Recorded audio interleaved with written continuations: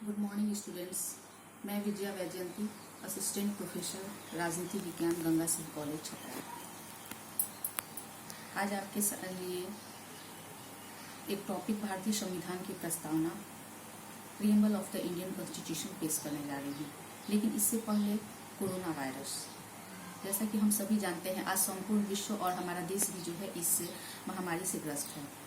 इसलिए आप सभी से निवेदन है कि जहाँ तक हो लॉकडाउन का पालन करें, सोशल डिस्टेंस बनाकर रखें और समय समय पर विशेषकर एक एक घंटे के अंतराल पर अपने हाथों को साबुन से धोएं, स्वच्छता का पालन करें और दूसरों के साथ जो है दूरी बनाकर रखें। घर में ही रहें और जहाँ तक हो निश्चित रूप से आप लॉकडाउन का पालन करें, क्योंकि इस कोरोना वायरस के कारण ही आज हम सभी, आप और हम, अपने महाविद्यालय विश्वविद्यालय से दूर हैं और इस ऐसी स्थिति में विशेष रूप से हमें ऑनलाइन टीचिंग की ज़रूरत पड़ी है। अब हम अपने टॉपिक पर भारतीय संविधान की प्रस्तावना जिसे कि इंग्लिश में हम प्रीएम्बल के नाम से भी जानते हैं। प्रस्तावना जो है, उसमें प्रस्तावना को हमारे संविधान की आत्मा, उसका दर्पण, उसकी कुंजी कहा गया है, क्योंकि प्रस्तावना में हमारे संविधान के उन आदर्शों और लक्ष्यों का उल्लेख होता है जिसकी प्राप्ति जो है संविधान का मूल उद्देश्य माना जाता है। यदि हमें जानना है कि हमारे संविधान में किन आदर्शों, किन लक्ष्यों का उल्लेख है, हमारे नागरिकों को हमारे संविधान के द्वारा क्या मिलते हैं, हमारे शासकों के लिए क्या है, तो इसकी जानकारी हम अपने प्रस्तावना से ही काफ़ी हद तक मिल सकती है। इसीलिए हमारे प्रस्तावना को जो है उसे हमारे संविधान का दर्पण कहा गया है, उसकी आत्मा कहा गया है। प्रस्तावना का प्रथम शब्द जो है हम भारत के लोग से शुरू होता है, अर्थात प्रस्तावना को किसने बनाया है? हम भारत के लोगों ने।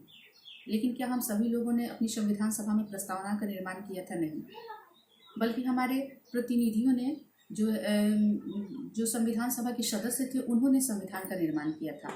उन्होंने ही संविधान में जो है प्रस्तावना को पेश किया संविधान सभा में। लेकिन वो जो प्रतिनिधि थे वो भारत के विभिन्न भागों से चुनकर आते थे, भारत के विभिन्न क्षेत्रों की जनता के प्रतिनिधि थे। इसलिए यहाँ पर हम प्रयोग किया गया है हम भारत के लोग, अर्थात हमारी जो ये प्रस्तावना है, हमारा जो संविधान है, उसे किसने बनाया है? हम भारत के लोग। तो हम भारत के लोग भारत को एक संपूर्ण प्रभुत्व संपन्न, यानी पूरी तरह से जो है प्रभुता से संपन्न कर देंगे। प्रभुता जिसे कि हम राजनीति शास्त्र में संप्रभुता के नाम से जानते हैं, इसे हम स्पष्ट कर देते हैं। राजनीति शास्त्र में हम किसी भी क्षेत्र को राज्य तभी कहते हैं जबकि उसके पास संप्रभुता हो, क्योंकि संप्रभुता जो है वो राज्य का चौथा और सबसे महत्वपूर्ण तत्व माना जाता है। संप्रभुता का अर्थ है कि राज्य जो है वो आंतरिक दृष्टि से सर्वोच्च होगा और बाहरी दृष्टि से स्वतंत्र होगा, और इसी प्रकार जो है हमारे भारत के पास भी विश्व के अन्य देशों की तरह संप्रभुता है, और हम अपने भारत को पूरी तरह से जो है प्रभुता से संपन्न करेंगे। समाजवादी, हमारा देश कैसा होगा? एक समाजवादी राज्य होगा जिसमें समाज के सभी लोगों के बीच कोई भेदभाव नहीं होगा। कानून की नज़र में, संविधान की नज़र में सभी नागरिक बराबर होंगे। पंथनिरपेक्ष का अर्थ है कि भारत का कोई भी राष्ट्रीय धर्म नहीं है। भारत सभी धर्मों के मामले में समान है, सभी धर्मों के मामले में वह निष्पक्ष है, सभी धर्मों को समान आदर की दृष्टि से देखता है। लोकतांत्रिक, हमारे भारत में कैसी शासन प्रणाली है? हमारा भारत जो है एक लोकतंत्रात्मक देश होगा। लोकतंत्र जो है वो हमारे देश की एक तरह से आत्मा ही है, अर्थात लोकतंत्र का अर्थ है कि हमारा जो शासक होगा, हमारे जो प्रतिनिधि होंगे, वो जनता के द्वारा चुने हुए होंगे। और ये लोकतंत्र केवल राजनीतिक क्षेत्र में ही नहीं बल्कि सामाजिक आर्थिक क्षेत्र में भी लोकतंत्र होगा। गणराज्य बनाने के लिए हमारा भारत जो है वो एक गणराज्य होगा, अर्थात इसका शासक जो है वो वंशानुगत न होकर जनता द्वारा निर्वाचित अर्थात संवैधानिक शासनाध्यक्ष होगा। हम भारत के लोग भारत को एक संपूर्ण प्रभुत्व संपन्न समाजवादी पंथनिरपेक्ष लोकतंत्रात्मक गणराज्य बनाने के लिए तथा इसके समस्त नागरिकों को सामाजिक, आर्थिक और राजनीतिक न्याय हम न्याय देंगे। कैसा? सामाजिक, राजनीतिक और आर्थिक न्याय हमारे संविधान के द्वारा सभी नागरिकों को मिलेगा। सामाजिक का अर्थ है कि समाज में किसी भी नागरिक के साथ जाति, धर्म, वर्ग, भाषा, क्षेत्र, लिंग इत्यादि के आधार पर कोई भेदभाव नहीं होगा, सभी को समान रूप से न्याय मिलेगा। आर्थिक का अर्थ है, आर्थिक न्याय का अर्थ है कि सरकार के द्वारा जो भी संपत्ति और उत्पादन होगा उसका वितरण समानतापूर्ण ढंग से किया जाएगा, उसमें किसी के साथ किसी आधार पर कोई अन्याय नहीं होगा। और राजनीतिक न्याय का अर्थ है कि समाज में बिना किसी की शिक्षा, जाति या किसी भी अन्य आधार पर बिना कोई भेदभाव किए सभी को समान रूप से एक मत देने का अधिकार होगा, सभी को राजनीति में भाग लेने का अधिकार होगा, अपने प्रतिनिधियों को चुनने का अधिकार होगा। विचार अभिव्यक्ति, अपने विचारों को अभिव्यक्त करने। विश्वास धर्म, जिसको जिसमें विश्वास है अपने धर्म को मानने, उसकी उपासना करने। विश्वास, धर्म और उपासना की स्वतंत्रता, उसकी उपासना करने की स्वतंत्रता होगी। जिस धर्म में आस्था है उसका पालन करने, उसको मानने की स्वतंत्रता होगी।